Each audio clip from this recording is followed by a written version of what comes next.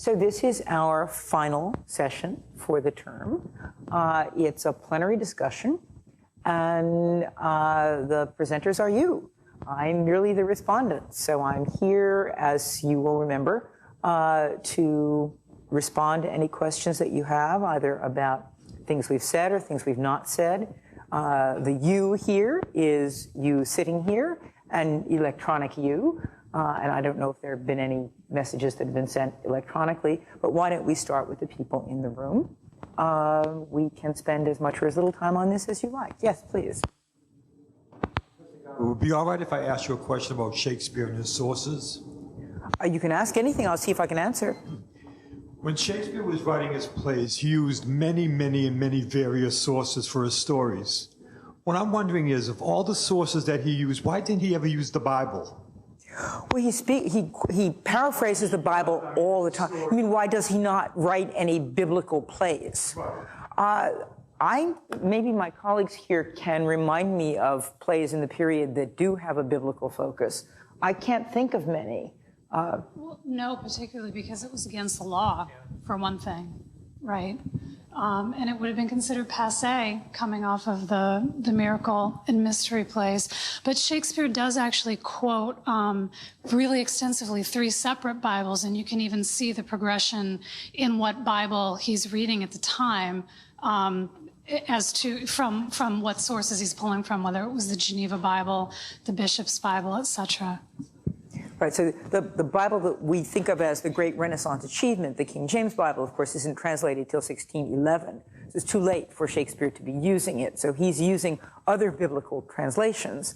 And many of his characters show very clearly an interest in and a citation, familiarity with citing figures from the Bible. And stories, I mean, there are backstories, like the prodigal son underlies the story of Prince Hal in the Henry IV plays and Henry V, the idea. And there are moments in which there are echoes and assumptions that people know these tales.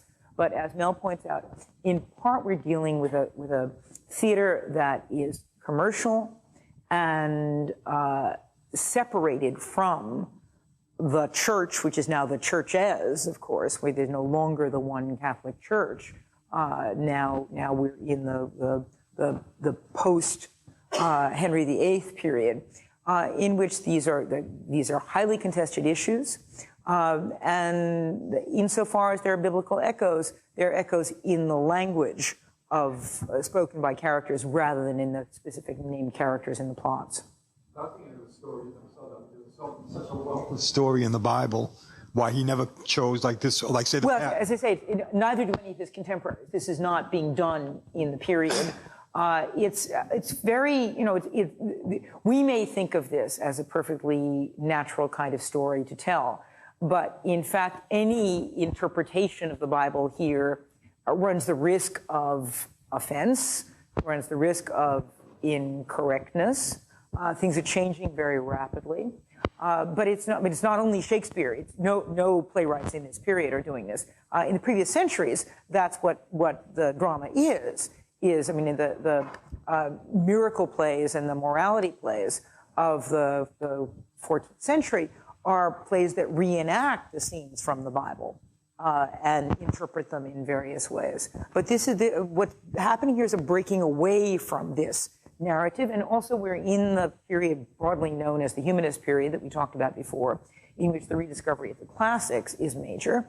And so what we do get are plays like Troilus and Cressida or Antony and Cleopatra that are based upon classical narratives and that are full of references to classical gods and goddesses and so forth, also coming back into cultural knowledge in this period.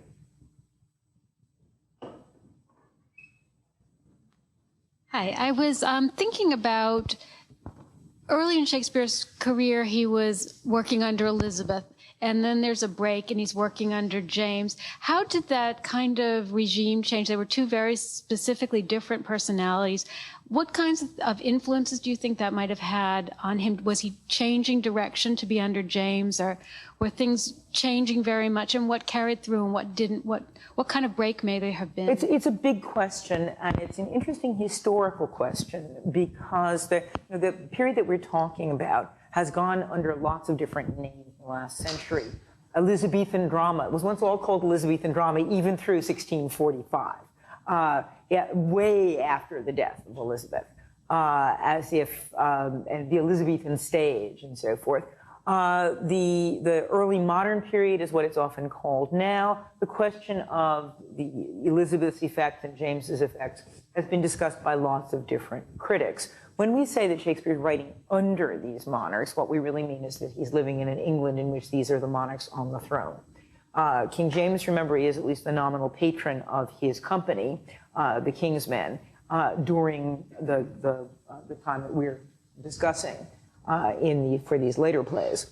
Many people said different kinds of things. The cult of Elizabeth was in part to go back to the previous question, a nationalizing, slightly secularizing reappropriation of the cult of Mary for a Protestant era in which no longer was there the permitted majority Catholic faith. So Elizabeth is the Virgin Queen. She is a martial maiden who is a very powerful anomaly. She is a woman on the throne. She is not married. She rules on her own. She is not the consort of somebody else. And the plays in this period, one could say, looking backward, are full of independent women, women who speak out, women who cross-dress in order to enter the public sphere and so forth. So you could thematize some of the Elizabethan issues. Certainly Elizabeth as Gloriana, as the figure of the empowered Englishness, and as the Petrarchan beloved of many courtiers, both English and non-English, becomes a figure who could be seen to be present in the plays of Shakespeare that are written during the time of Elizabeth. This is, again, interpretation. This is, to perhaps consider too curiously to quote Hamlet here.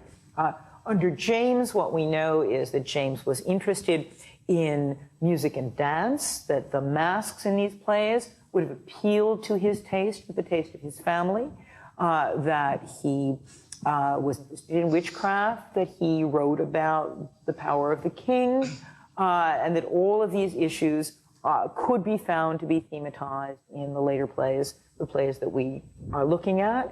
When we talked some time ago about Measure for Measure and the question of the Duke looking at an urban landscape that needed somehow to be redeemed from its fallenness and from its sinful ways and so forth. There are people who said that the Duke in Measure for Measure is a figure for James, the old fantastical Duke of Dark Corners. Other people say no, not at all the case. There's been a desire to find the presence of these monarchs within the plays and to find the playwright responding to political issues as well as what might be thought of as aesthetic and mythological issues associated with them. Certainly, I mean, under Elizabeth, nationalism and Englishness become major themes, not only for Shakespeare, but for other playwrights. By the time we get to James, the question of the integration of the various parts of Britain, integrating Britain with Scotland, obviously a key thing for him since he was the King of Scotland. And those things too are thematized both in we looked at this, in King Lear, in the division of the kingdom, in Macbeth with the question of Scottishness and so on. But it could be argued that this question of a unified nation is present from the very beginning. So it's hard to say what the answer is. There's no evidence that he had direct contact with these individuals, but these were very strong personalities. This was definitely a time in which the personality and tastes of the monarch had very direct effects upon who was in favor and who was not.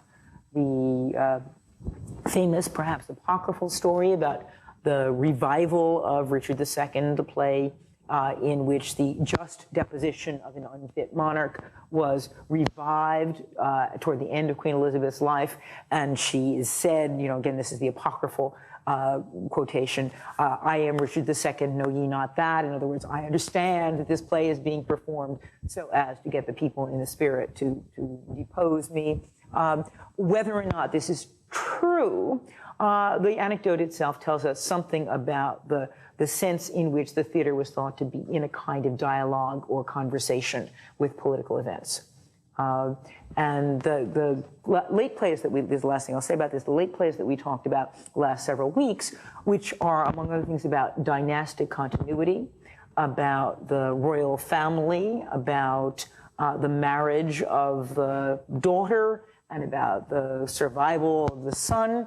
These things would have direct relation to the story of James, whose daughter Elizabeth was married away she became the Winter King, Winter Queen, the Queen of Bohemia. One of his sons becomes Charles I. This question of dynastic continuity is crucial and worrisome, especially after the time of Elizabeth when there are no heirs.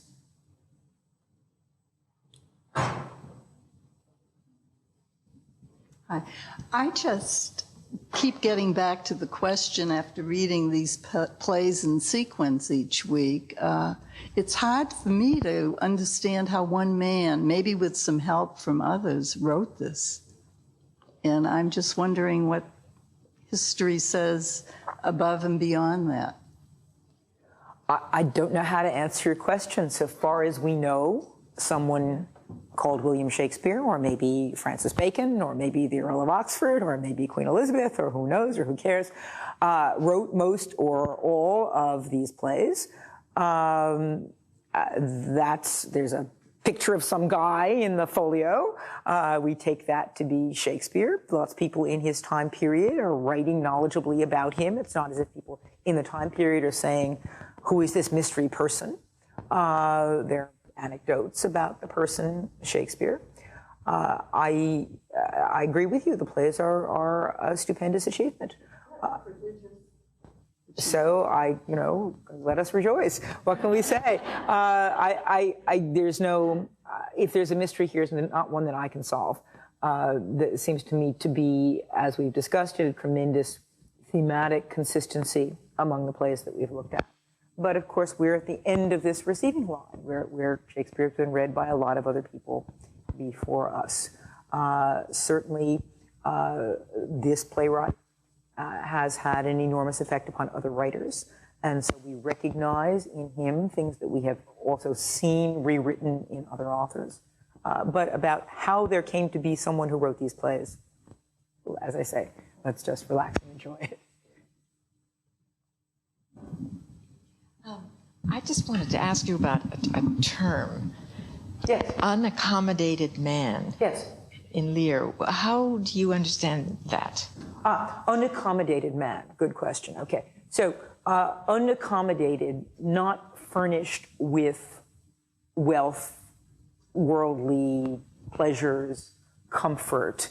To be accommodated with something would be to be well off, to be well situated. Unaccommodated man, the opposite of that. Man here, the generic term as well as the gendered term. Unaccommodated man, in this case, the figure that will become the emblem for the stripped down Lear, who begins as the emblem of everything accommodated. What could be more accommodated and less accommodating than an all-powerful sovereign here? But unaccommodated man, in this case, is the figure of the hypothetical figure of mankind, devoid of all the accoutrements that mark what we these days call civilization. Shakespeare doesn't use that term in any, I haven't read a lot of it, but being used. I didn't bring a thesaurus with me, but it wouldn't be hard to look up. I don't know the answer, but if I had a computer here, I could look it up for you in a second. Yes. Oh, good. Okay. Excellent. Excellent. There are various Shakespeare online. The literature online is one. There are many different Shakespeare online things where you really can look things up. They're not infallible, but they're pretty good at trying to find. What you want to do is try to find accommodate rather than unaccommodated here, I think. Good. You'll let us know.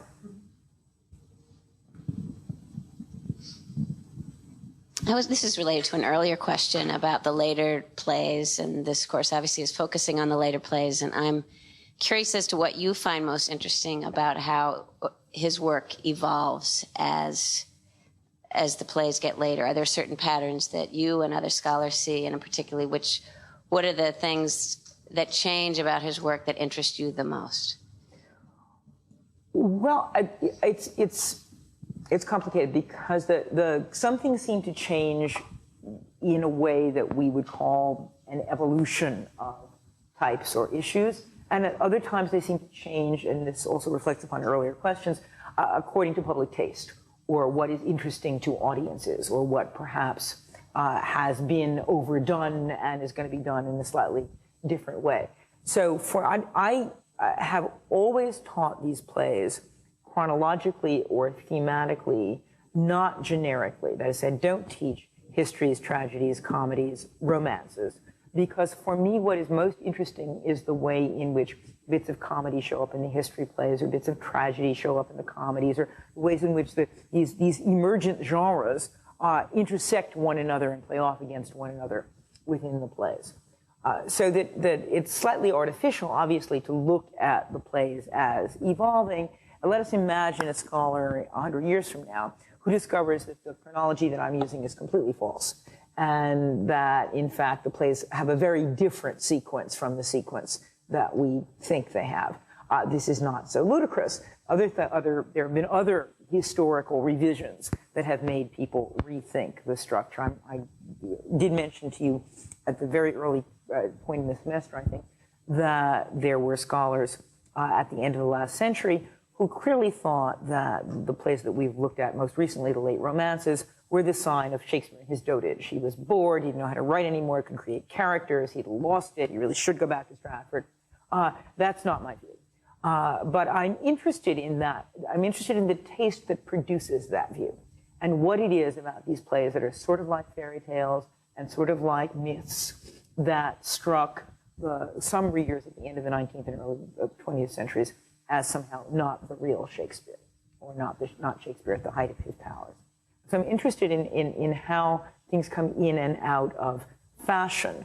When we began the semester, and we talked about Measure for Measure and about Troilus and Cressida, there were some people, probably not in this room, but some people in the course, who thought, gosh, this is not the Shakespeare of Hamlet, or the Shakespeare of The Merchant of Venice, or the Shakespeare that moves me most powerfully.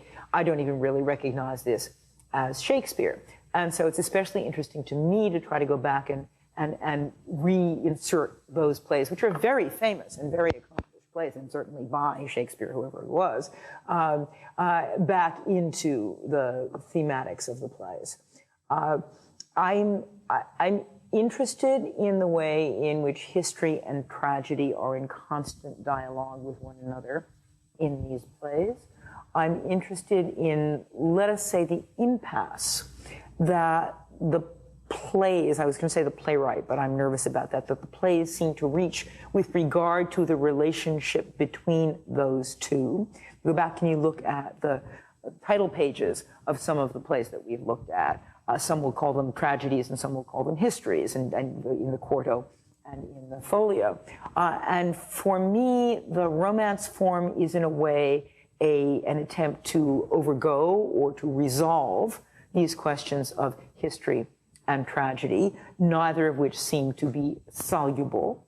And so the plays seem to kick themselves over into another sphere, a sphere that is for me a sphere of myth or dream logic, of the fantastic, the phantasmatic, without losing anything of their profundity, without losing anything of their touch with unaccommodated mankind.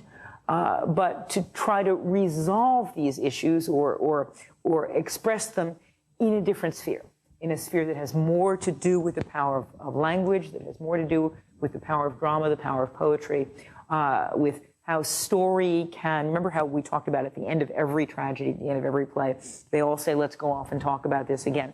Well, the last plays are the talking about this, in a way. The last plays are the narratives about narrative, or the fictions about fiction. Foreground this once upon a time fairy tale, this is impossible format. And under the rubric of the impossible, the possible becomes more powerful. So what's interesting for me is the ways in which these plays continually re-examine problems that seem either to have been resolved or set aside and move them into another rhetorical mode. Yeah.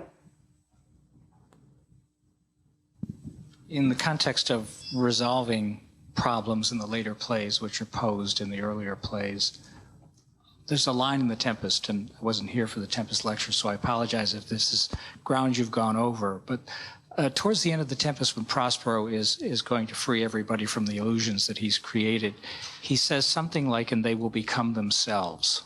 And they shall be themselves. And they shall be themselves. Mm-hmm. And mm-hmm. I've always thought the implication in that line is that in being themselves, they will return to a positive, some sort of a positive form.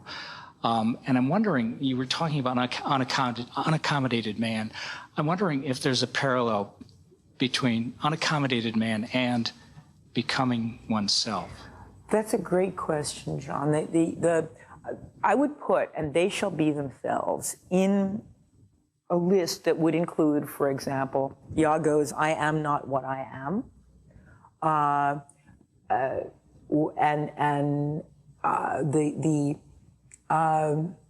the moment when Pericles comes out of the water and says that he's a man thronged up with cold, which is the unaccommodated man motif, again, wherever that word may show up. But this question about being yourself is constantly being undercut and questioned in the plays.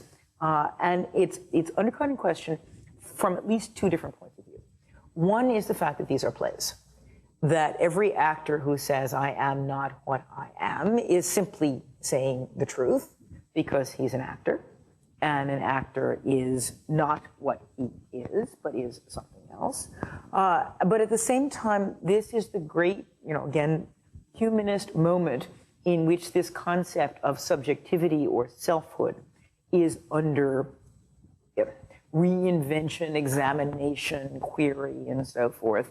The Montaigne's essays are being read, this question about sort of when the famous little story that he tells about his playing with his cat. Remember where he says, when I play with my cat, I always wonder whether she isn't playing with me. What's in her mind, and so this question of sort of what can you create yourself?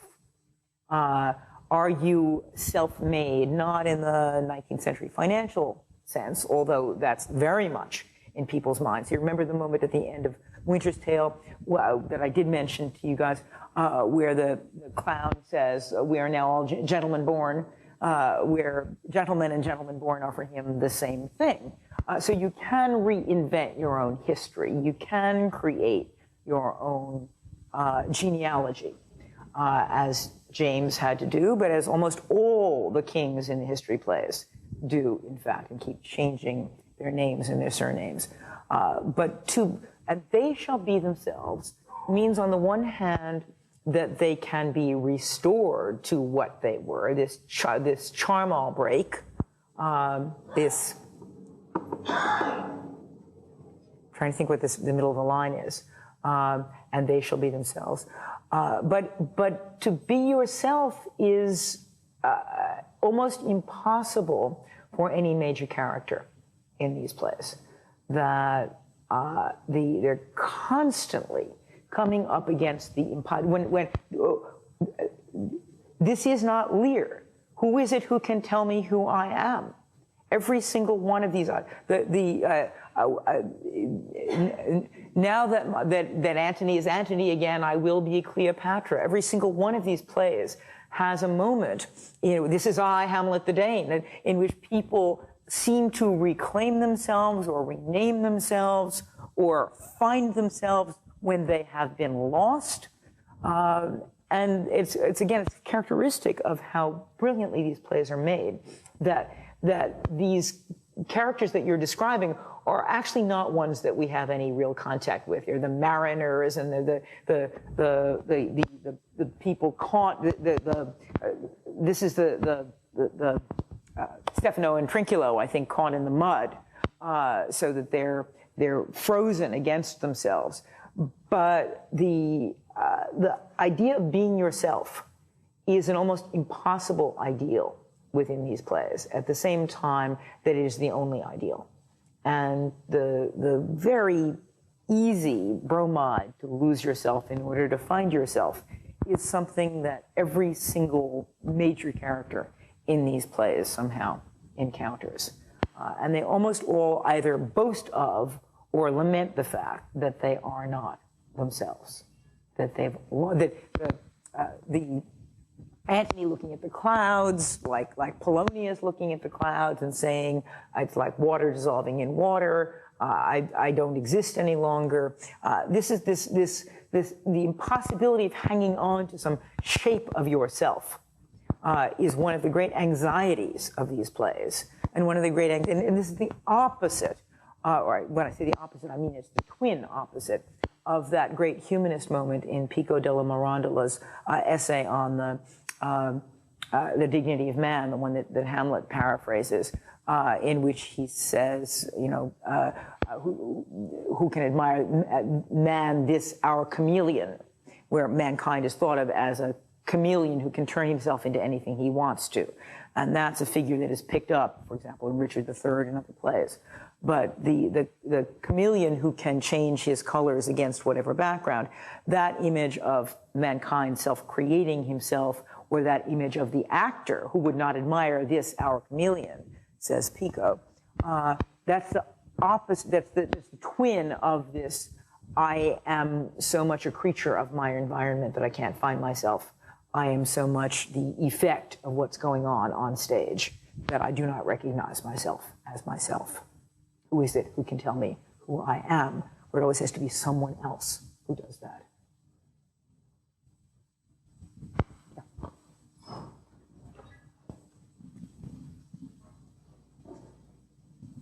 I think my question is related to this in the sense that I'm thinking about reputation, and the reputation of a character. His own self is defined by his reputation. For example, Achilles, when he is ignored by his superiors and his peers, they walk by him.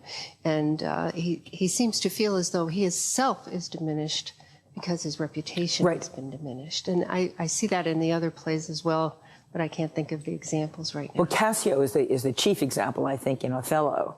Yes. Reputation, reputation, reputation. I've lost my reputation. Where Iago says, I thought you had some bodily wound. What do you mean? I mean, this is not a real thing. But in fact, it is a real thing. It's related to rumor and to fame. And and again, if you are constructed from outside, rather than from inside. If you are, remember the moment when Desdemona says to Emilia, am I that thing that he did say I was, is the word whore, where she can't even say the word. But the word has changed her sense of herself, and now she can't get out from under it.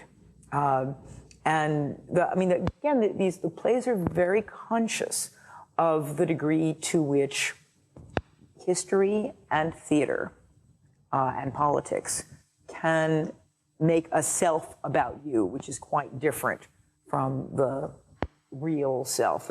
Henry IV, Part 2, a play that we didn't read, begins with enter Rumour full of tongues, and the character of Rumour, who is a version of Virgil's fame, fama, bad report as well as good report, and with her garment painted full of tongues, gossiping tongues again, enters and tells historical lies, says, you know, Hotspur is dead, when in fact Hotspur is not dead, and so forth. And things happen as a result of rumor, of fame, of what passes for history here. And disentangling these things becomes one of the most impossible difficulties of the plays that we have looked at, trying to get out from under these questions of reputation.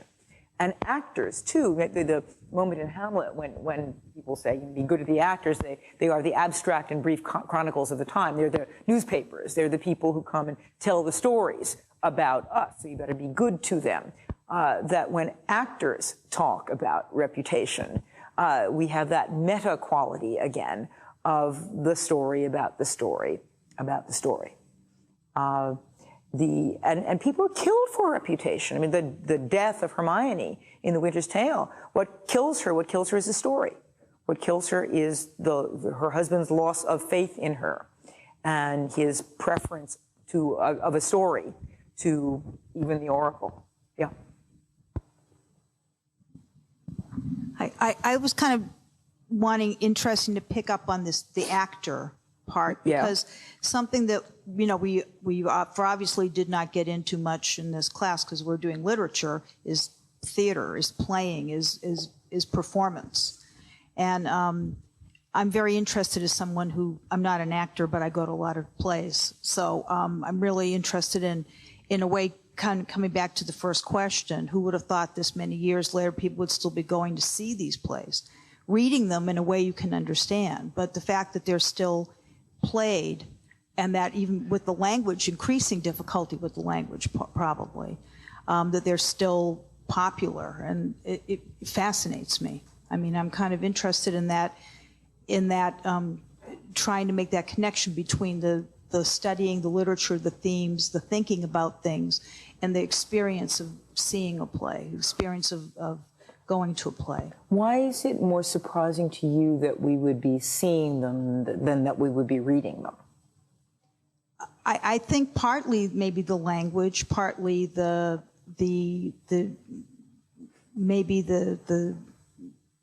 characters, the nature of the people in them. I'm not sure. I mean, we don't see all these other plays that these people were writing like crazy at the same time. We do. We see the Duchess of Malfi. We see the Revenger's Tragedy. But not we very see many of Tis them. Pity, She's a Whore is about to be mounted in several different productions that I know of right now. This is a great, great era of theater. It's very spectacular. It's very dramatic. It's very melodramatic. Things that seem irrational work very well on stage. Lines that might be hard to read make sense when they are performed. And this is a literature which is written for the theater. It's written to be performed, and only secondarily to be printed and published and certainly studied. There's not any discussion in this period of these things as school texts. Right. So you could argue that in making the transition to high culture and to the canon and the literary curriculum, these plays have lost some of their guts and glory here. Their place, their original place, is on the stage. But they don't seem to have lost the guts and glory. I mean, they're on all the time. People are. I've gone to the Globe Theater a couple of times, and it's incredibly exciting. The audience is incredibly excited. Right.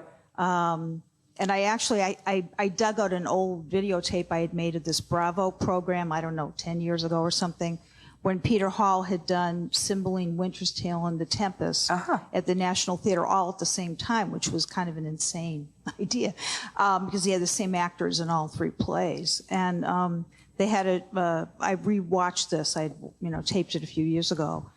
And I found it really fascinating because it was the rehearsal period of all these plays and the actors trying to get all these three plays in their heads. And one actor was playing Leontes and Trinculo and who else? I can't remember. And Iachimo. And, it was, at one point, Peter Hall had, reasons for wanting to do these three at the same time. And they were all really interesting. They were tied into things we were discussing in class. And at one point, Tim Piggott-Smith says, that's all fine, but it does the actor absolutely no good.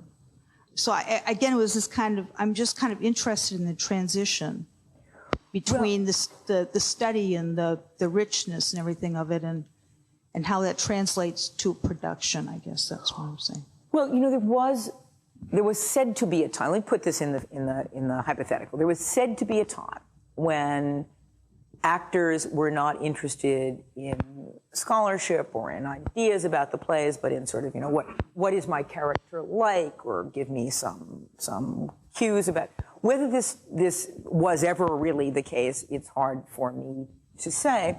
Most Shakespearean actors I have encountered are deeply interested, not in reading literary criticism per se, but in ideas about the plays, in the connections among the plays. It's often said about artists too that they are not interested in theory, that they're not, and this is not my experience. My experience is that we may create these divides. Certainly actors have a craft which is different from the writing craft, and certainly different from the craft of the critic or the teacher. And they need to have some strong connection with the character in order to bring the character home to themselves. Whether this is provided by criticism or not, whether it's provided by the director, whether it's provided by things that happen in performance. I think one of the best indices that we have of what happens on a stage is what happens in these plays, in which there so often are plays within the play, in which so often people are saying, I am not that I play, in which the question of when you're acting and when you're not only for a Iago, not only for a character who takes us aside and says, I'm just acting now, or an Edgar, but for virtually for Othello, who is extremely conscious of playing Othello and is trying to remember who this person is, because he feels that if he doesn't have a part, he doesn't have anything. That she couldn't possibly love the person who isn't the person the world has made him into. It's not only within staged plays, but almost every character is self-reference, that some distinction, some blurring of the boundary between essence, concept, self-doubt, somebody else's script is there. Let's try to think of some, help me with some examples here. Think of some characters that fit into this category.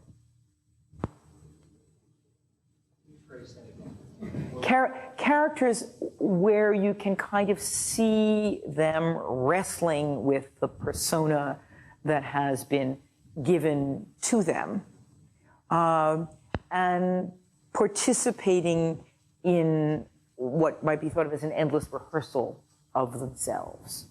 I don't know if this fits or not, but I always think of Ophelia as trapped in a role that's been thrust upon her, and she's very uncomfortable with that. And I don't think she ever obviously figures it out, but I don't know if that's what you mean.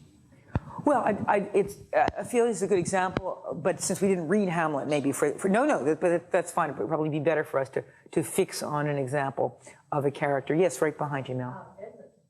Edmund. Okay. Well, Edmund's a very good, why bastard, therefore base, this fabulous, fabulous speech about how he's going to turn his supposed inferiority into a certain kind of superiority. It is one of the most powerful speeches in the play.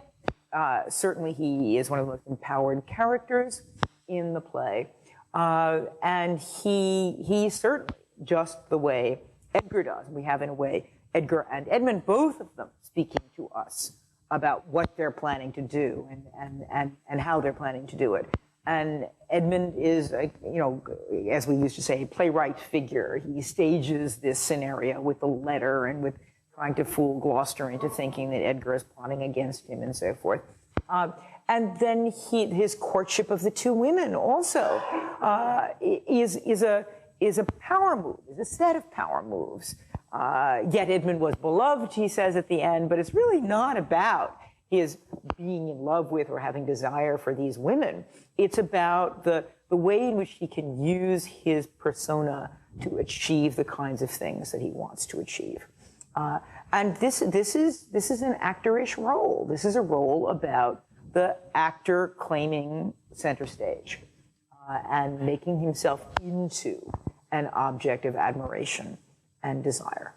But it's, I mean, to say that it's premised on self-doubt is maybe to over-psychologize.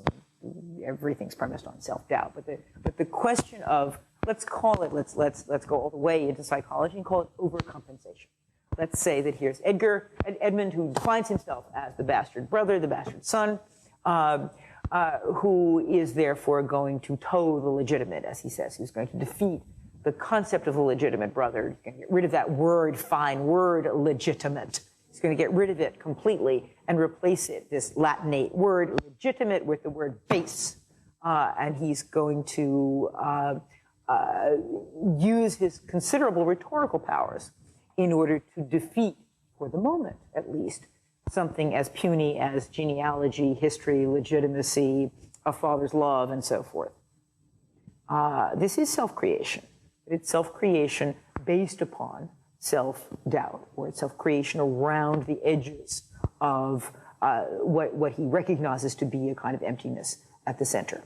And there's a way in which that self-creation out of emptiness can be allegorically seen as the job of the actor, as the thing that the actor needs to do.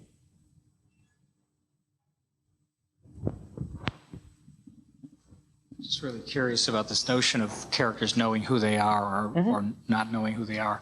I'm wondering if it's possible to even answer this question given what you've just said, but is there a character in your mind in Shakespeare who knows who they are?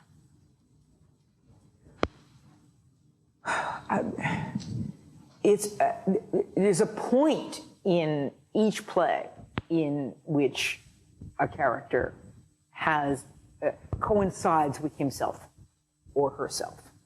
I would say that for Cleopatra, it's that moment at the very end of the play when she reenacts her first meeting with Antony.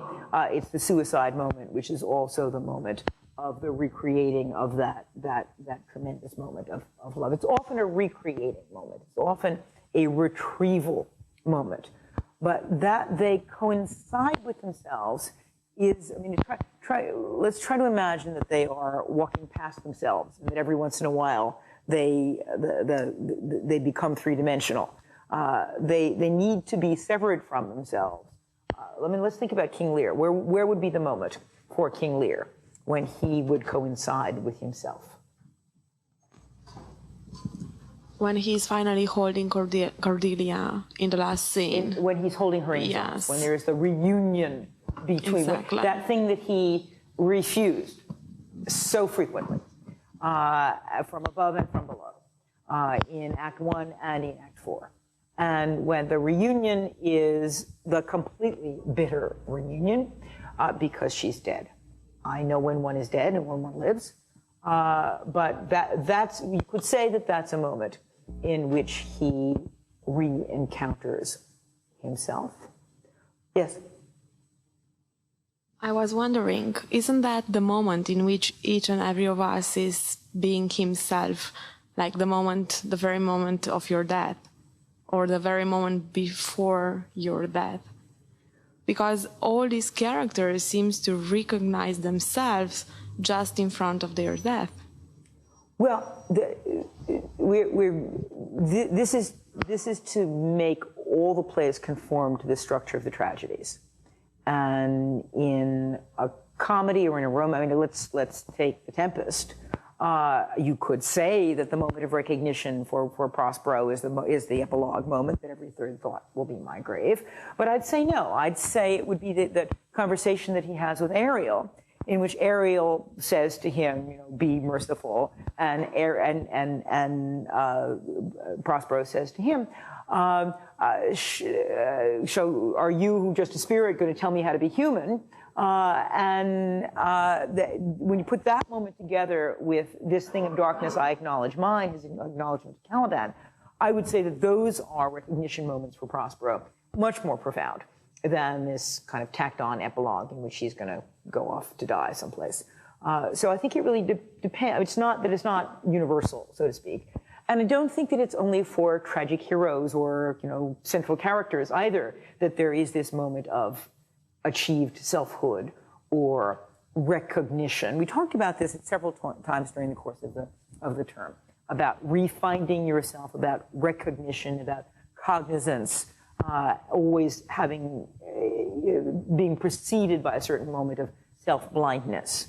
Now, for the romances, which are precisely, where the fairy tale plot is about the lost child who's going to be found, the marks of recognition on the body, the things that were buried with the supposedly dead Thaisa or with the abandoned child and will be recognized and so forth, that phenomenon of recognition is thematized, is part of the idealized plot of the play. When it's thematized, we always have to assume that it's actually going to be happening someplace else. That while you're watching the big theme happening, actually the thing where it's really going to happen is somewhere else. And so it doesn't really happen with the recognition of Perdita. It happens, and it doesn't really, I don't think, even happen in the statue scene, in the awakening of Hermione to Leontes. We could argue that it's when he loses everything, that, when he says there's no truth at all in the oracle, and everybody dies, and then suddenly there's a moment of self-coincidence. You could say, for him and for Pericles, that this coincides with their condemning themselves to a certain kind of living death. Because for both of those characters, he goes and he visits the chapel several times a day, that he mourns, that Pericles lets his hair grow, won't speak to anybody, lives the life of a figure of living death. We could say that those moments of loss are moments in which they go through death and out, so to speak, the other side. Out to what? Hard to say. Out to fiction, I would argue. Out to storytelling, out to narrative, and to the social, and to the phenomenon of the reunited family, of the marriage, of the promise of the next generation. So, but I mean, I think your perception is very accurate. I'm just trying to generalize it, to try to find it in plays for which we're not focused on a tragic hero or tragic heroine who actually dies in front of us. Let's think about Macbeth, though, which is such a play. Where would be the moment of awareness of self in Macbeth? Yes, please. Oh, that's nice. That's nice. She should have died hereafter. Say why you say that. That's such a nice thing to say. They were such a tight dyad, and now it's as though part of himself is lost, but he accepts it right. in a very cold, completely alienated way, but it makes him see himself. Alienated, I think, yes. I mean, there's a certain sense in which it's out of body for him. What I love about this is the idea of putting this notion of hereafter together with his tomorrow and tomorrow and tomorrow lines, and talk about Macbeth and Lady Macbeth as belated with respect to themselves. That they're never in time with one another or with themselves. They're always somehow out of time, out of sync with the moment that would be the moment of their mutual recognition. And she is trying from the beginning to make him into some figure that she would like him to be. He is trying to read himself in the witches' messages and the oracles and what Banquo has to say about him and so forth. And even when the speech that I so much like, in which he talks about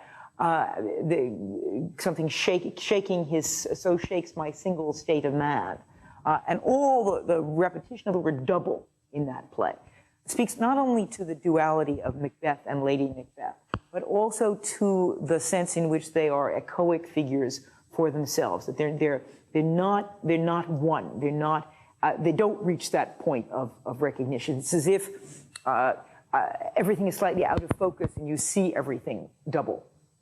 So that hereafter is not now, and tomorrow is not now. Yeah.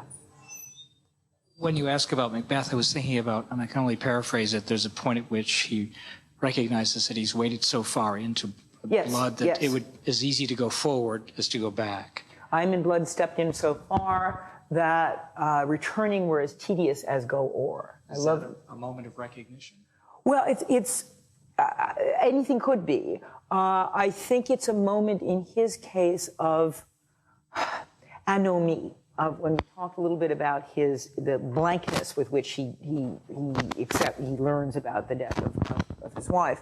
So here too, this is I have supped full of horrors. This is the moment when he's talking about the impossibility. He's in the middle of the river, and it doesn't matter which way he goes. This is a line that Shakespeare is reusing, so to speak, from Richard III. Very similar line, a very similar character, very similar moment in which the going forward here becomes not so much a kind of choice as a kind of automatic movement. That the ethical, so to speak, is no longer part of what is working for him. Self-doubt, which was the thing that animated many of his early soliloquies, if it were done when it is done, then 'twere well it were done quickly, is sort of back and forth and back and forth. Now, that back and forth has now become a sort of, I'm in the middle of the river, so I may as well go this way.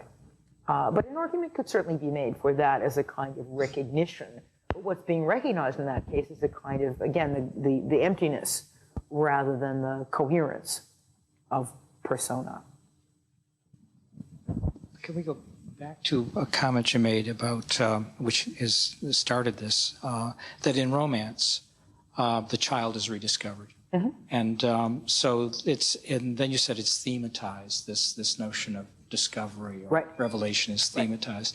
This means that recognition is going to happen somewhere else, you said. Yeah. I didn't understand what you meant. It's too easy to, so as a reader, I think, oh, well, this is about the lost child and the found child, and so everything's going to be okay. But in fact, that's an emblem, I would argue, for losing and finding that is happening elsewhere, where it's not so much in the storyline as it is in the characters' personae and their relationship to one another and so on. It's so that almost whenever something is thematized, that is to say, it can be described as the division of the kingdom would be a thematizing of what happens in King Lear. But we would be looking for divisions and broken kingdoms someplace other than in the main story about what happens to Britain here. We'd be looking to the way the human being is a kingdom who is then broken into Fool Edgar Lear on the Heath, or Lear his various avatars, or so that what would the clue that would be given to us on the level of the thematic. This is a play about the family broken up and the family reunited, or about the worthless become worth or something, will repeat itself elsewhere within the play. And more interestingly, because it's harder to find. But if I can go back to your paraphrase of me at the beginning of what you just said, there was something else I wanted to pick up on before we got to your actual question. You said the child is rediscovered, is thematized. Yeah, good. Okay. So here I wanted to make a point about space and time. That in these plays that have a long generational reach, in which there's the 15, 14 years, the 16 years, the 12 years, where the redemption happens through the second generation. This is one kind of rebirth, rediscovery, purification, emptying out, whatever it is. When you have a very, very small compass of time, when the play, when it's Othello, say, then that question of something being redeemed or reborn has got to take a different kind of form. and it cannot wait to be redone with a different set of actors or characters. It has to happen within the same ones. And that's what, so that's why, let us say, with Othello, when the wedding sheets become winding sheets, when the marriage becomes the grave, when you really can't tell what's sex and what's death, what's virginity and what's whoredom and so forth, when these things all collapse into one another, and when it's up to, when everyone on and off the stage is made an interpreter of these things, you have the whole narrative of birth, copulation, and death, to quote T.S. Eliot here, in one tiny little compass of time. And these things are simultaneous with one another. They are wedding sheets. They are winding sheets. The story becomes the same story told twice because of the way it's reinterpreted, rather than because it happens twice. And what I maybe just add to that to make it even more complicated is that we have some plays in which there are subplots, in which the play seems to be happening to a different set of characters, like the low conspirators in The Tempest, or the double plot in King Lear, where you say, okay, this is about betrayal and the breakdown of the family, or it's about revenge, or the desire for kingship or rule or usurpation or whatever it is. So in some places we have these things broken out into more than one version of the same plot. When you don't, you often have a character going through himself or herself those various moments psychologically within a set, let us say, of soliloquies, or within a set of moments of self-doubt and self-reinvention. We've reached a point maybe when we should pause, allow everybody to recollect more questions, and we'll come back in about 5 minutes. Okay, so welcome back. Let me remind you that we have an hour at our disposal, but you don't need to use the whole hour if you don't want. Don't feel under pressure to produce questions, but I'm happy to participate for as long as is valuable to you. I thought we might start with a couple of questions that came to Mel and Larry through distance students. So Mel, if you have one that you want to share with us? Sure. I had a student email today and wanted to know what, aside from, of course, your own works, if you had to recommend for someone beginning with Shakespeare 3 essential reference books, what would they be? 3 reference books? Well, not reference books, but three books on Shakespeare. If you were going to send students to 3 sources that they really shouldn't be without, I know it's tough, but just what main sources, and she's read your bibliography, she's aware what's on it, but she's just interested to know what your sort of triage would be for Shakespeare criticism. Oh, that's not a question I can possibly answer. If it were, I mean, for Shakespeare criticism, there's just so much. If it were narrowed to a play, or narrowed to a genre, or narrowed to a theme or an approach, I might be able to suggest some things. But it's just not possible to answer that question, I don't think. I still use the Arden editions, even though I often, for my students, will recommend either the Riverside or the Norton edition. I think that especially the new Ardens, the ones that are most recently being edited, are full of wonderful source material, full of wonderful philological material, etymological material, and I'm always interested in textual variants and things like that, which are easy to work with the Arden. So I would say first thing to do is to start with an edition that you really trust. But it's really, I just came back from the Modern Language Association of America meeting, which is the annual meeting of literary scholars, both English and modern foreign languages. 10 or 15,000 people go to this conference every year. I spoke actually on the presidential forum on the topic of humanities at work in the world. But there were, a dozen Shakespeare panels. And there's always a big book exhibit in connection with the MLA, the Modern Language Association. And there are, dozens of books on Shakespeare published every season. So it really is not possible, I think, to say these would be the 3 or the 5 that I would point toward. Could you maybe say a little bit vis-a-vis biography? About biography? Biography. Mm-hmm. Well, every edition of the plays will have a brief biography in the front. There have been a number of important biographies published in the last few years. Stephen Greenblatt's Will in the World is one of them. James Shapiro's 1596 is another superb one. Park Honan published a biography of Shakespeare. Jonathan Bate has a book about Shakespeare's genius, which is a kind of biography.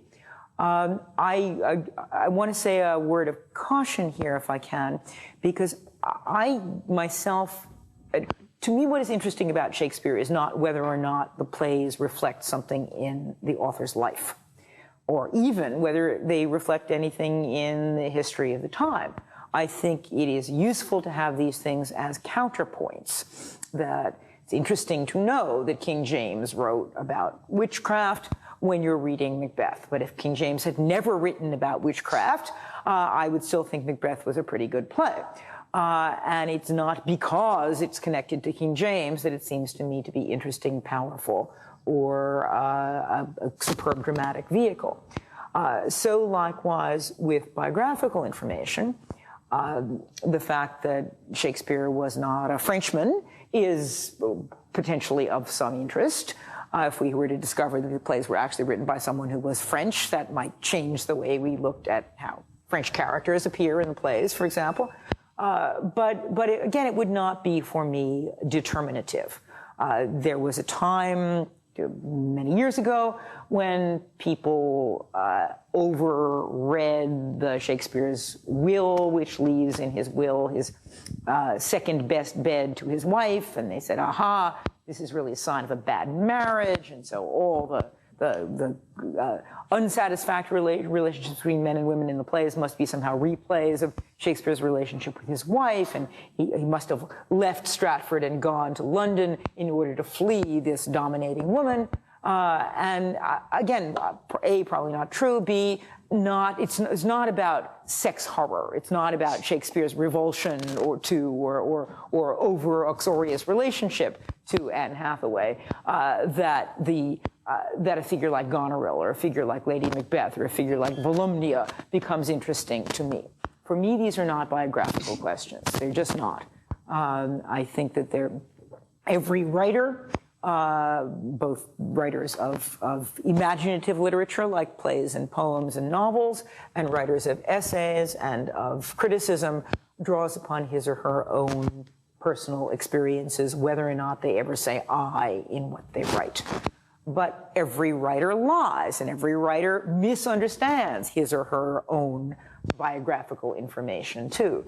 So that no more do I read these plays as allegories of political life, nor than I read them as allegories of Shakespeare's life.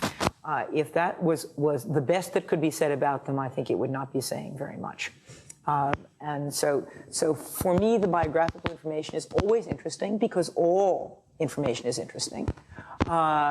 Details about what people wore in the time, what people ate in the time, about what the Stratford dialogue was like, or dialect, I should say, is interesting to me. But these things are not, for me, the code by which I read the plays. And I don't think that they are the code by which biographers read the plays. The biographers are interested in the character because they're interested in the art form of writing biography, and no more interesting figure than Shakespeare for doing that. Larry? I had a question. We often talk about cruxes in these plays and points of interpretive contestation or confusion. And a student who was wondering if there are any cruxes that you find particularly complex or perplexing, I guess I should say, some things that sort of confuse you or that you'd like to see more said about or thought about.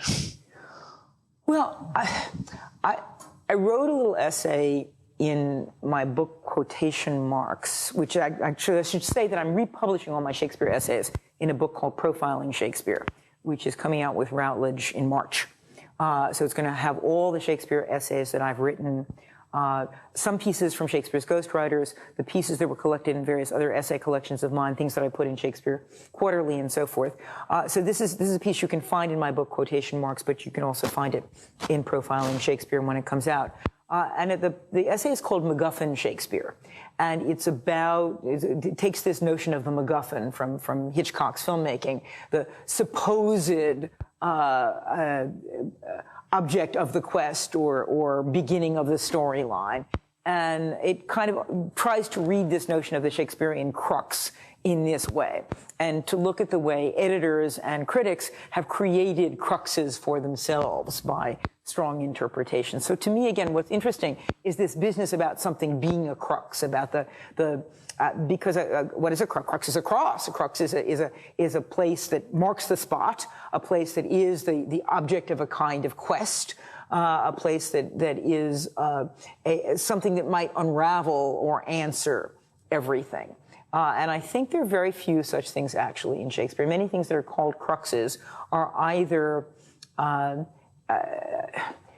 textual inconsistencies where it's impossible to sort of tell what the word is from the way the type is set, or the difference between 2 or 3, the quarto and the folio version and so on. Or else they're phrases that simply don't seem to make very much sense. And that where a word seems to have dropped out, or it's hard to know what's involved here. I talk about a number of these.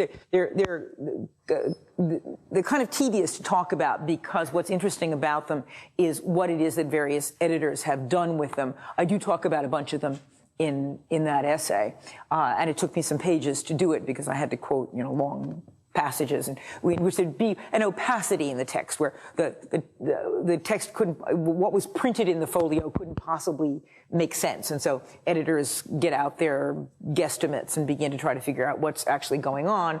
And then there's a moment we should kind of restore it. You say, well, no, it does make sense in the folio. It's just that, it's an unusual way, use of a noun or a verb or something.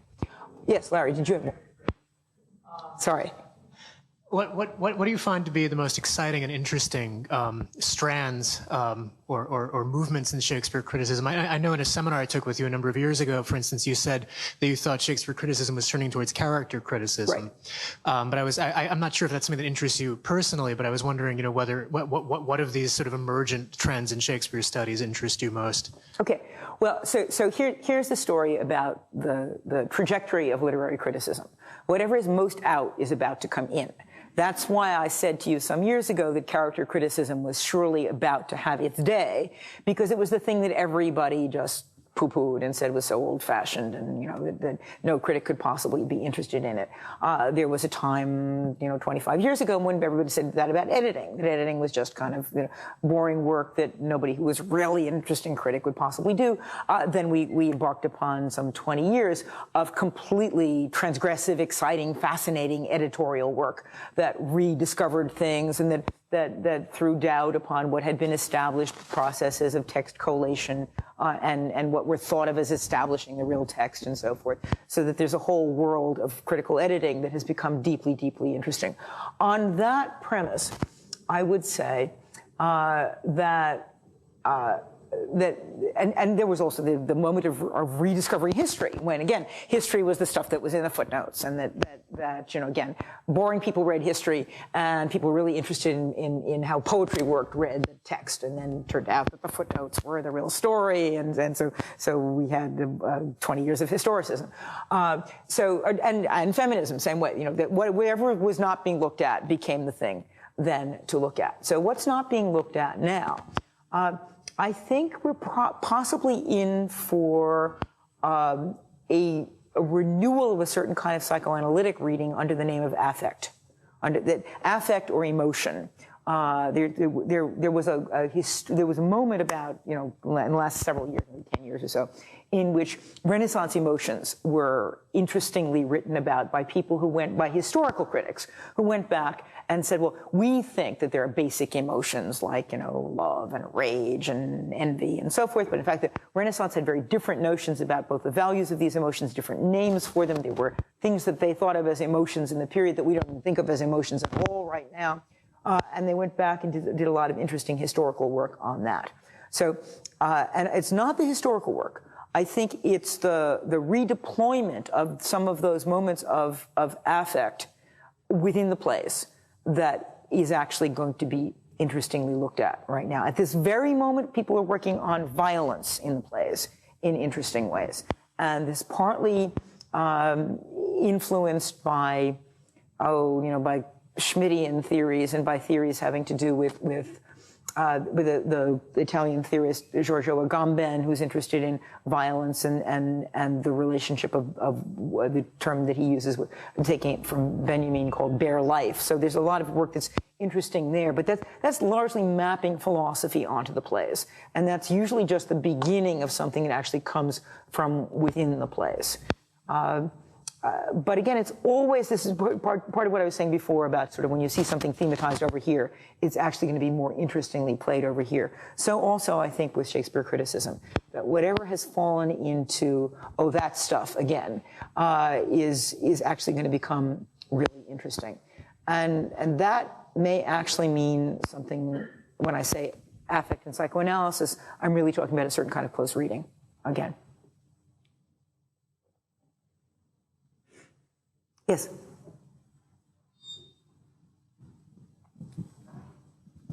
This starts out a little bit unfair because it refers to a play we read last year, As You Like It. We talked about at the end, you brought up the question, when Rosalind is standing at the end in a dress, do people see a boy in a dress or do they see a girl? Mm-hmm. And we never really concluded the discussion on that. So in these plays, when it's clearly a boy playing a girl, did the audience see a boy and consciously see a girl, or what? I can never answer a question. Just as you can't say, did Shakespeare, like eggs for breakfast? I don't know what they saw. I have no idea what they saw. Indeed, but I brought it up as a question. So you say we didn't finish our discussion, but I'd say we did, because it's the question. It's that uncertainty about whether it's when Macbeth gives us a soliloquy in which he talks about like a poor player who struts and frets his hour upon the stage, and then do we see the poor player? Poor player here, not meaning impoverished player, but bad actor, carrying on. Do we see a bad actor? Do we see Macbeth? Do we see an actor who's a good actor playing a bad actor playing Macbeth?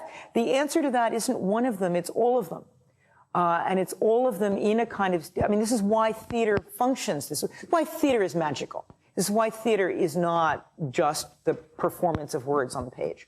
Because it stages these layers in which there's always one behind it. And we've, remember we looked at the Our Rebels Now Are Ended speech, and we noticed the fact that this speech, which has every rhetorical right to be at the end of the play, is really in the middle of the play. It's in the middle of the fourth act, and it's about a performance that he has staged, but that, like the storm itself, was simply something he performed. Now, the Mask and the Storm seem like very different theatrical fictions. One of them got people wet, they thought they were going to die, and so forth. The other one is merely an entertainment, but both of them are established in The Tempest as fictions produced by Prospero. In one case, you have advance warning that that's the case, in the other case, not. But they are, for the moment, very real. And then they recede or advance into the level of the made up, of the fictional. Every character, every place, every event, not only those where our modern day, the categories that we're so sure of, like gender, what would be other categories about which we would be sure? That's a very determinative one for us. What would be a determinative one? Either another one for us or one for them. Race. Race. Okay, good. But as we know, if you read anything in the newspaper, you realize that race is that there's no biological basis to race, that there's no DNA basis to race, that it's not that race is a construction of 19th century ideology. The Irish were thought of as black for a long time, that these categories that we think of as so clear in front of your eyes, other eras, other times, other places don't see in quite that way. For Shakespeare's time, status would have been one of these supposedly determinative categories: high, low, noble, base, and yet characters within the plays are constantly switching between the one and the other, and actors were, none of them in the public stage, noble, and all of them wore the costumes of nobility. We may as well say to ourselves, when the audience sees a character dressed as a king, do they see an actor or a king? They see both, and they see the intrinsic instability between those two things, and they also see that if a king can be an actor, then an actor can be a king.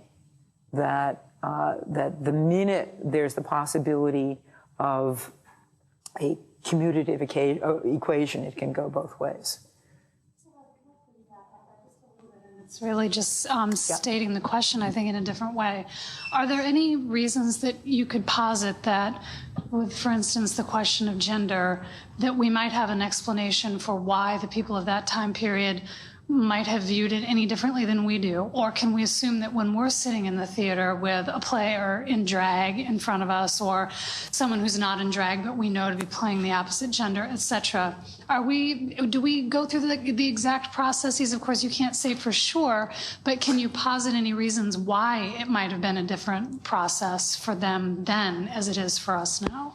Well, what's obviously different is that we have actresses, that the category actor for us is not a normatively male category.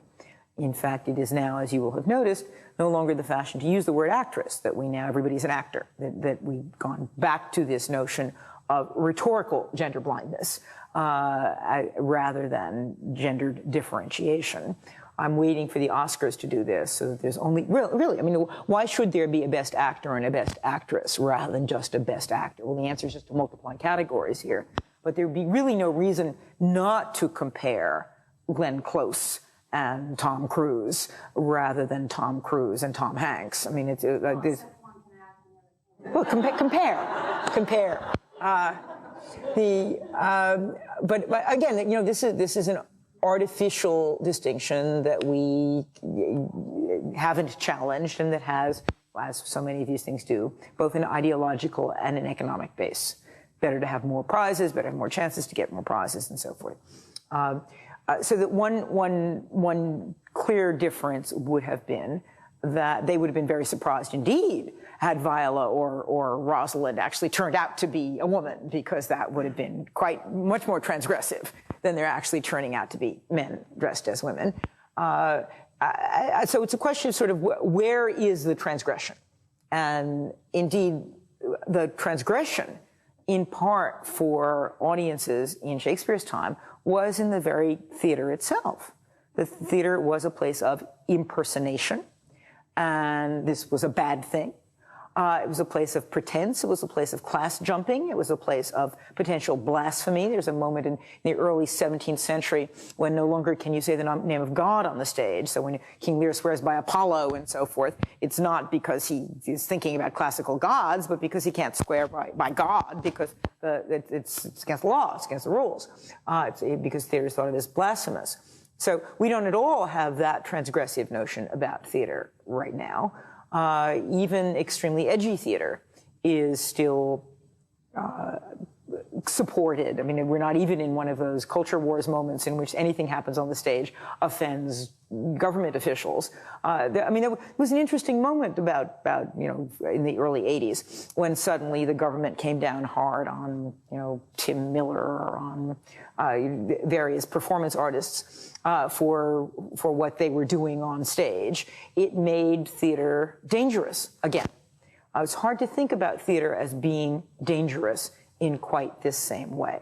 And the other side of dangerousness, of course, is its erotic or desirable side, its tempting side. There are bits of writing in Shakespeare's own time in which anti-theatricalists, Puritans, and others talk about the seductive power of theater, that you go to the theater and you see, Rosalind and Orlando, and then you yourself develop a similar relationship, and you go off drinking with somebody you shouldn't go off drinking with, and so there's something seductive about going to the theater. Well, there is something seductive about the theater. That's the theater. And so trying to put that edge back in is part of what a lot of contemporary productions try to do. Otherwise, they're merely descriptive. They're merely decorative. They're merely historical reenactments of something that once was visceral. And there are lots of different ways of things being visceral. But what acting is and what directing is really is trying to find that edge, not to find a conventional edge, what's going to offend people, but that's not interesting, but to find something that actually makes you feel something different and something dangerous. It could be dangerously affectionate as well as dangerously political.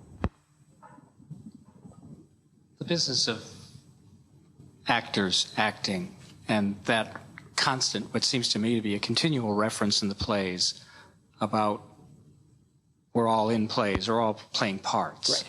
Right. It seems to me, and I'm just wondering if this makes sense to you, it seems to me the plays are suggesting that not only are the characters representing humanity, playing parts, but there's also a suggestion, as you've said over and over, that we're aware that they're actors. And so we're aware there's another level of part playing going on as well. Mm-hmm. And the suggestion seems then to be that this is true of all of us. And we're all participating in theater, whether we're watching theater or whether we're sitting at our kitchen table having breakfast with our family. Mm-hmm. And so if that's true, I keep on coming back to this line, and they shall be themselves.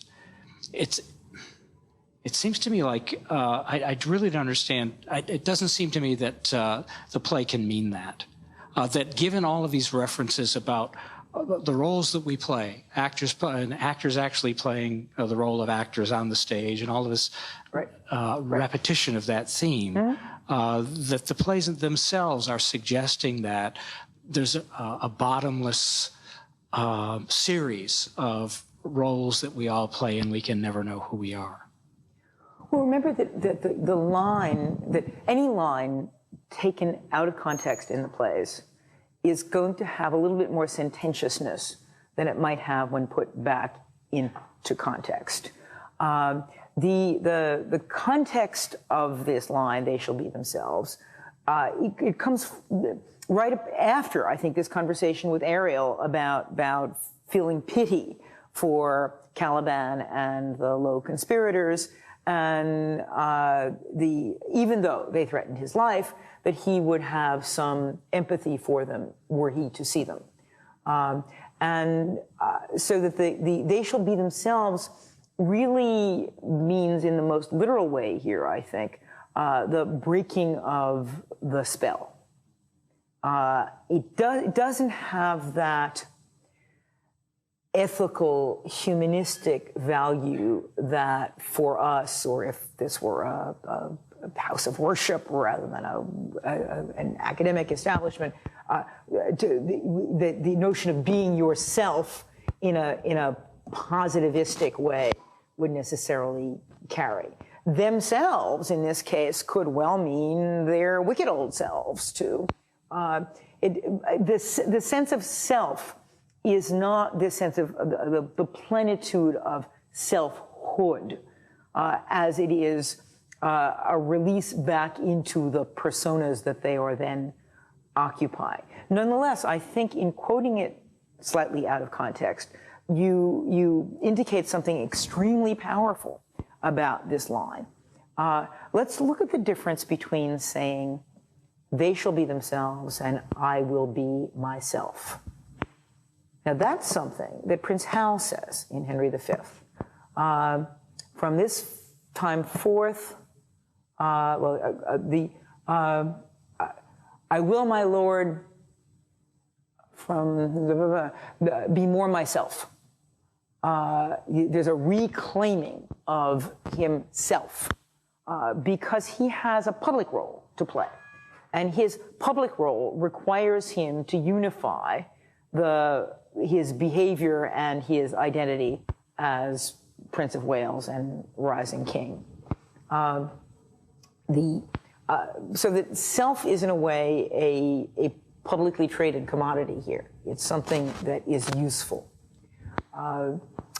Much more interesting to me, really, are those moments in which people disclaim it, in which they say, I am not what I am. And those moments happen very, very frequently in the play. And again, the literal meaning of when Iago says, I am not what I am, means that I'm dissembling, I'm pretending, I am not privately what I am to you. But once again, he says more than he means. There's something more profound about what's being said than the speaker intends. And those moments are very, very common in the plays.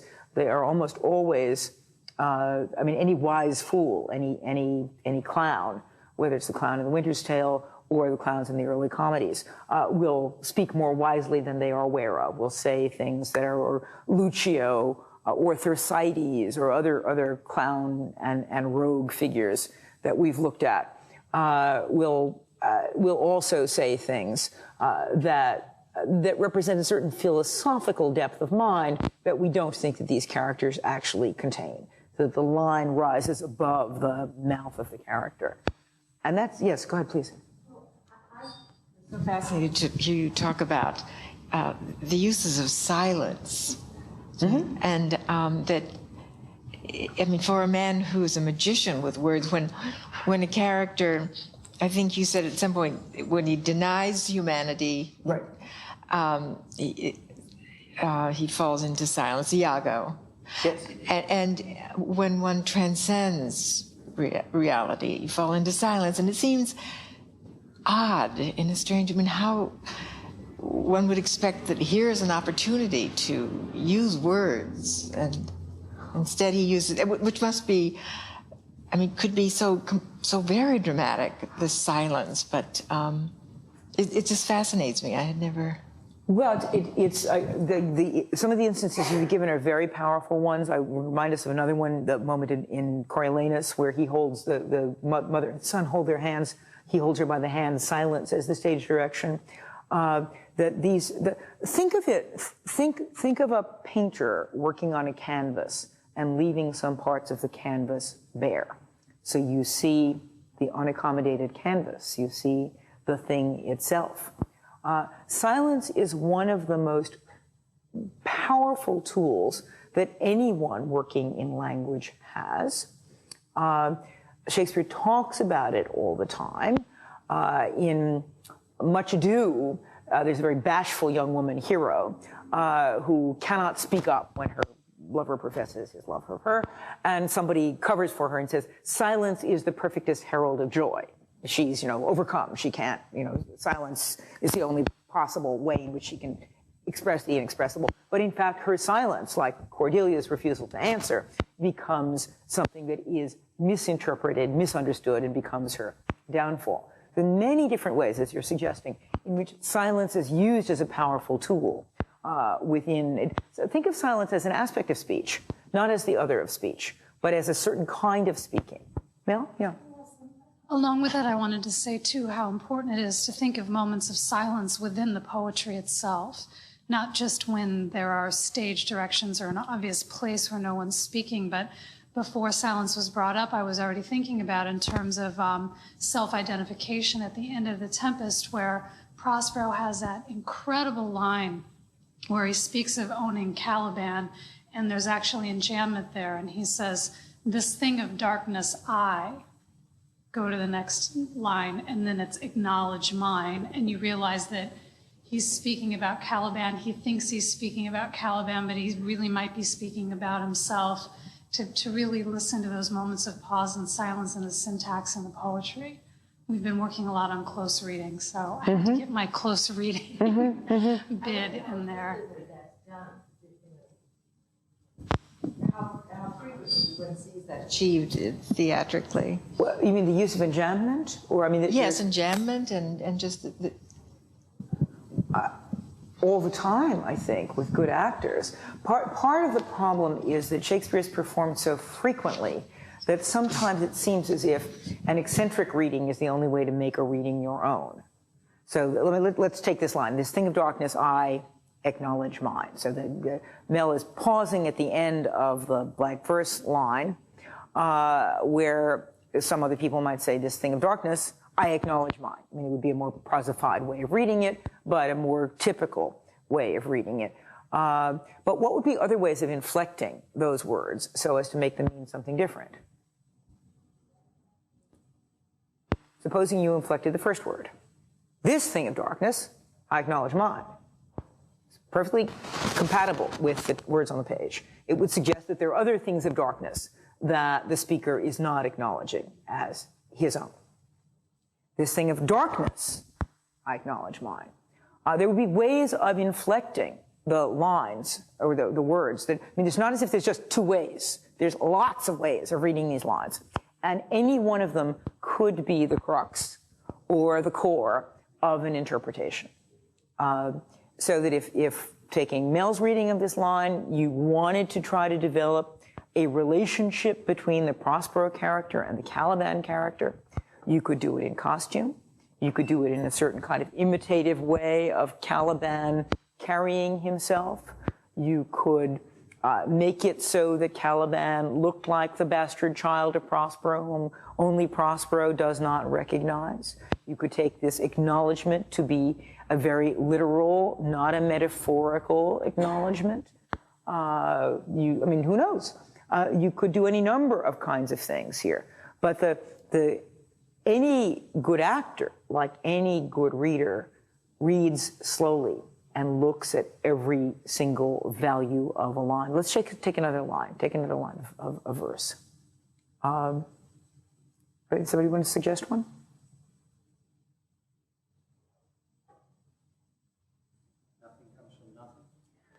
Nothing will come of nothing, speak again. Okay. Nothing will come of nothing, speak again. So what would be a way of inflecting this? Supposing, again, that you were to inflect the verb. Nothing will come of nothing, speak again. Rather than nothing will come of nothing. We're so weighted down with nothing in this play that we think of we're just carrying around lots of nothing. But so, supposing that you want to get rid of nothing because you're just kind of bored with it, and you wanted to make this do something else, you could. Nothing will come of nothing, speak again. Nothing will come of nothing, speak again. Nothing will come of nothing, speak again. I mean, you could have two spots. You could have spondy there. There's no reason why you have to have because again, the blank first line, which is iambic pentameter, only if all of Shakespeare actually were inflected that way, it would be very boring. The iambic pentameter is a container against which the actual stresses function. Tomorrow and tomorrow and tomorrow, that's one kind of empty line. But nothing will come of nothing, speak again, it doesn't function in that way. And so the stresses are really up to you. If you want to have two long stresses together, speak again, that would be a very different reading of that line. Yes, sir? Where would you start to decide where you come out? Do you start with saying Lear is already angry, or do you start with saying Lear is trying to get a response that he can deal with as a father? I mean, is that where? How would you? Well, you could do it that you could start from the concept, or you could start from the line. You could say one thing that actors might do would be just, I mean, what's called the reading or the tabling, the sitting around and just reading and reading and reading and reading and reading. If we were an acting troupe and we said to ourselves, this scene has been done so often that it really has lost it, or it's only got one emotional string, and I want to do something else with it. So I'm going to try to take this line, nothing will come of nothing, speak again, and I want to build my Lear character out of it. So I'm not going to have any preconceptions about him.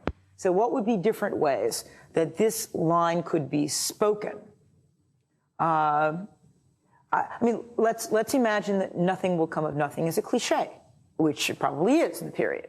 So you could have him say, nothing will come of nothing. You know, I mean, you could have him use it rather than as a profound set of truths about the emptiness of life. You could have him quote it as a pre-quoted, pre-packaged formula.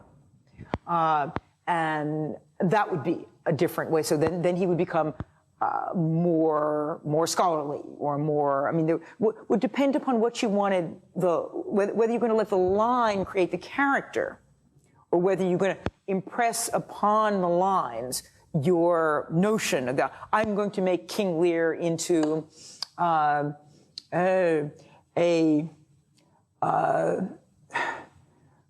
man who has always had self-doubt about his governance. And so I'm going to make him quaver from the beginning. You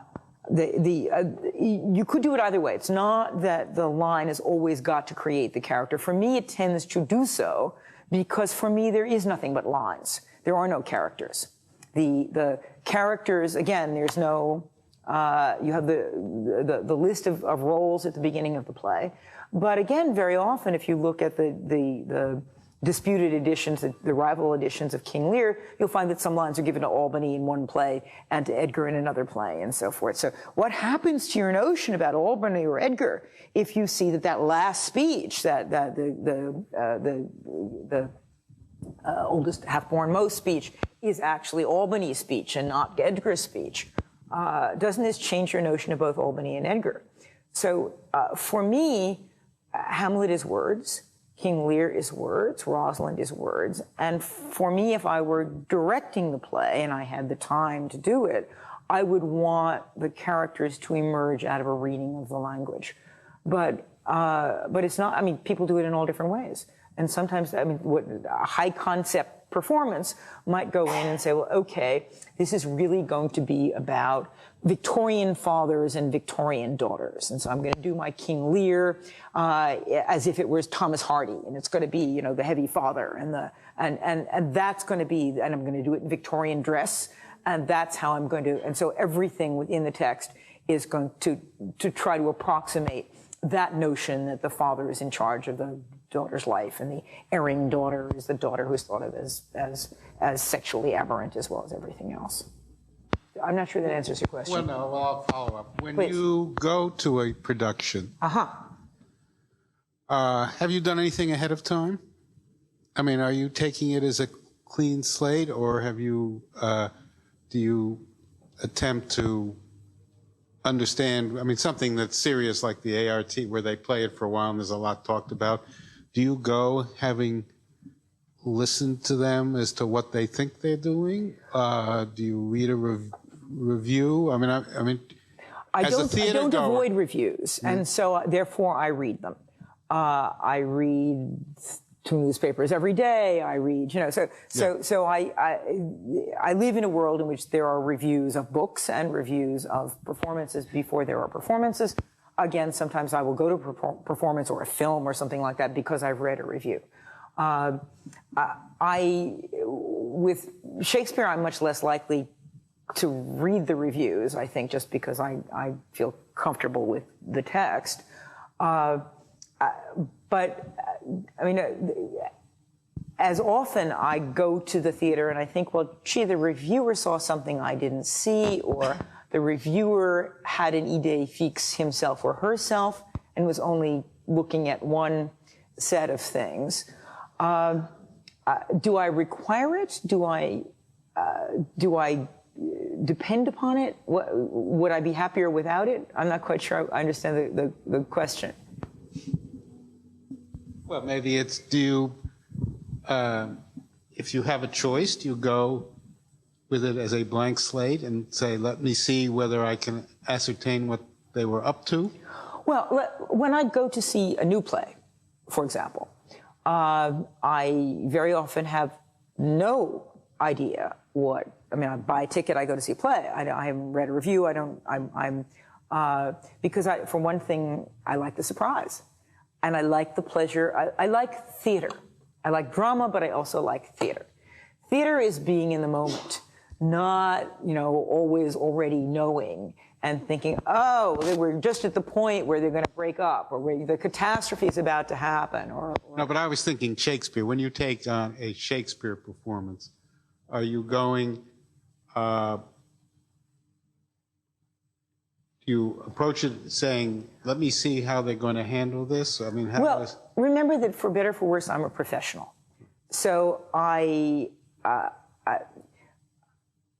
will know the play. I will know something about the history of performance. I will know something about the company. I'll know something about the director.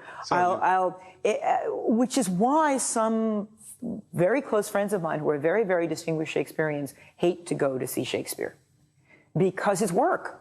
It's not that immediate theatrical experience. Well, then you've answered my question in the sense that... I have been to productions of Shakespeare where like audiences from the Shakespeare Association of America have all gone together to see some, and there are people in the audience saying, they cut 3 lines, what happened to those lines? And sometimes you can't help it. I mean, I know when a line's been cut. I mean, I don't always know, but I almost always know. And then it's distracting.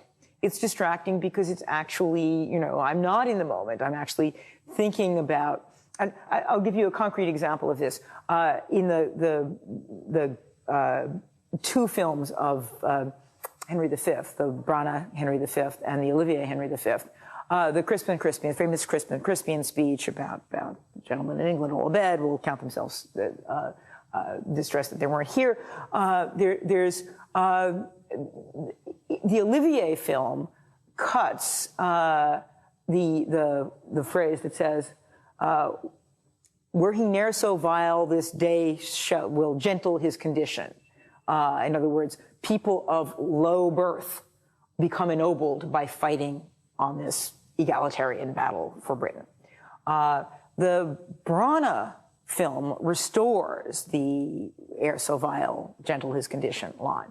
I assume that that's because class discourse in Britain changed from the 40s, when in fact there was a war that was a universalizing war, to the 80s, when the war was the Falklands War, when there were other things dividing the country other than class, so that it was no longer bad politics to say that line. But I spent a lot of time that I shouldn't have spent wondering why Olivier cut the line, because I heard what he cut. I heard the silence. I heard what was not there.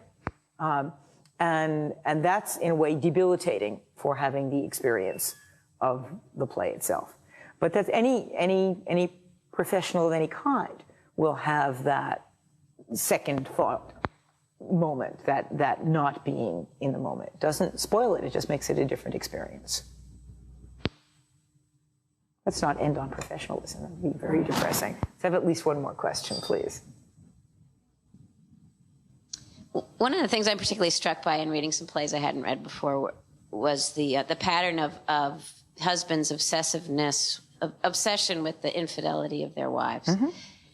And in terms of what you said tonight, I'm curious. I'm reluctant to take that as misogyny, because I think it looks worse on the men than it does actually on the women in most of these plays. But I'm curious if you see that sort of, is that something that his contemporaries were also doing at the same time, that this was sort of a thing, the cuckolded husband, and that was a pattern, or is this sort of more sort of emblematic of husbands not knowing who they were and therefore being insecure? How do you see this sort of repeated pattern of this? It certainly is a pattern in the play. It's one of many, but it certainly is a pattern. I looked up purely functionally. It allows for kind of split in a character and a certain degree of self-doubt. It's very, it's theatrically damaging. I mean, all kinds of things happen to it but it's also very recognizable. It's something that happens several different times in several different Shakespeare plays. Well, you're quite right that people for years said, Shakespeare himself doubted his wife's fidelity, and this is, could be, could not be. If so, he certainly wrote about it very well. And doubtless didn't feel any better about it. I mean, it's not as if, but this question of paternal undecidability, the fact that the father doesn't know, didn't in this time period, pre-DNA, know whether the child is his or not, does create this productive doubt, this moment of productive doubt. But fathers throughout Shakespeare disown their sons. I mean, again, Henry IV says, this can't possibly be my son. He must have been changed in the cradle. My son wouldn't be wild like this. And there's no Mrs. Henry IV around at all to be. So it's not about sexual jealousy. It's about something else. Jealousy is a very powerful emotion in literary works of the period. I don't know what else to say about it except that it's extremely, that let's see where it appears. It appears in the Comedy of Errors, it appears in Much Ado, it appears in Othello, it appears in The Winter's Tale. But it also appears in unlikely places like Iago saying, I fear Cassio with my nightcap too, where you say, well, he can't possibly think that Cassio actually slept with Emilia. So what is that doing there? That's a little kind of quotation of jealousy, again, in a place where it isn't, so to speak, which purports to universalize this emotion that has been created specifically for Othello. So yours is a very good question. I can't really answer it. I don't know of any playwright who is as insistently cathected on this question as Shakespeare. But then I don't know the plays of Middleton as well as I know the plays of Shakespeare. We don't have this number of plays from very many playwrights of this period.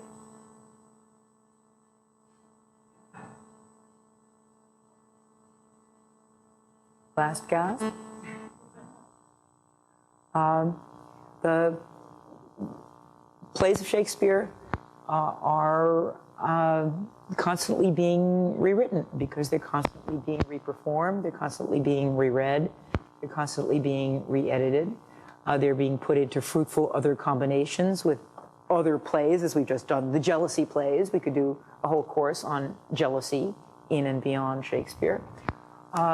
For you too, I hope that this is the beginning of your rereading of Shakespeare and your re-encounters, your refinding, your recognition of these plays.